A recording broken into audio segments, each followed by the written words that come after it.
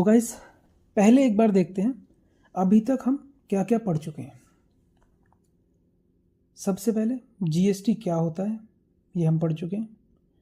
Tax कितने type के होते हैं, डायरेक्ट एंड इनडायरेक्ट, और उससे हमें पता चला था क्या कि GST is an indirect tax. उसके अलावा जीएसटी आने के बाद कौन कौन से टैक्स एप्लीकेबल हैं, जीएसटी कितने टाइप के होते हैं, CGST, SGST, UTGST and IGST, और इन सब में क्या क्या डिफरेंसेस हैं। इसके अलावा हम सप्लाई देख चुके हैं कि सप्लाई कौन कौन सी होती हैं, local supply and interstate supply. GST rates हम देख चुके हैं एंड बेनिफिट्स ऑफ जीएसटी के बारे में भी हम पढ़ चुके हैं। तो अब हम आगे चलते हैं। अब आपको थोड़ा सा ध्यान देने की ज़रूरत है, क्योंकि यहाँ हम पढ़ेंगे जीएसटी की वो चीज़ें जिसके बेस पे जीएसटी की वर्किंग एंड जीएसटी की कैलकुलेशन होती है। सो गाइज, स्टार्ट करते हैं।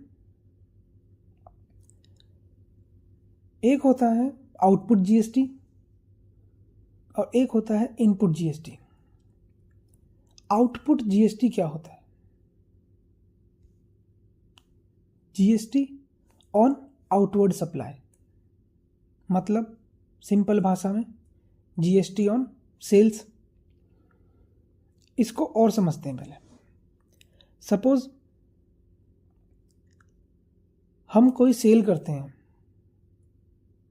तो कस्टमर से क्या चार्ज करते हैं? ऑब्वियस है, सेल वैल्यू प्लस उसके ऊपर जीएसटी। यहां हमने जीएसटी कलेक्ट किया है कस्टमर से, बट सेल हमारी क्या है? सप्लाई।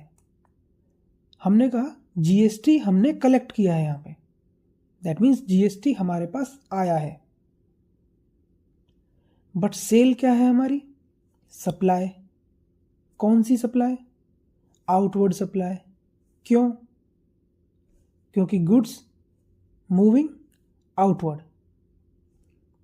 कहने का मतलब जब हम सेल करते हैं तो गुड्स हमारे पास से कस्टमर के पास चला जाता है,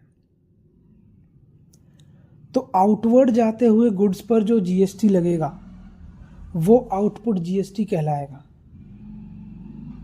अगर हम नॉर्मली देखें तो हमें लगता है कि आउटपुट जीएसटी कहने का मतलब जीएसटी जा रहा है, but it is not like that.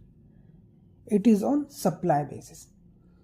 Supply outward हो रही है, दैट मीन्स सेल हो रही है, सामान हमारे पास से जा रहा है, तो उसके ऊपर जो जीएसटी लगेगा वो आउटपुट जीएसटी कहलाएगा। अब बात करते हैं इनपुट जीएसटी की। इनपुट जीएसटी मतलब जीएसटी ऑन इनवर्ड सप्लाई, या बोल सकते हैं जीएसटी ऑन परचेजेस। अब अगर हमें कोई बोले, मतलब अगर हम अब बात करें कि हम कोई परचेज करते हैं सपोज, तो हमें सेलर को क्या देना होता है? अगेन ऑब्वियस, उसकी सेल वैल्यू प्लस उसके ऊपर वो हमसे जीएसटी लेता है। यहां क्या हो रहा है? हमने जीएसटी अपनी पॉकेट से पे किया है, दैट मीन्स जीएसटी का अमाउंट हमारे पास से जा रहा है। और ऊपर वाले केस में क्या था? जीएसटी हमारे पास आ रहा था, यहां पे जीएसटी हमारे पास से जा रहा है, हमारी पॉकेट से जा रहा है। एंड अगर हम देखें परचेज हमारे लिए क्या है? अगेन सप्लाई है। कौन सी सप्लाई है? इनवर्ड सप्लाई, क्योंकि गुड्स मूविंग इनवर्ड। कहने का मतलब क्या? जब हम परचेज करते हैं तो गुड्स हमारे पास आते हैं,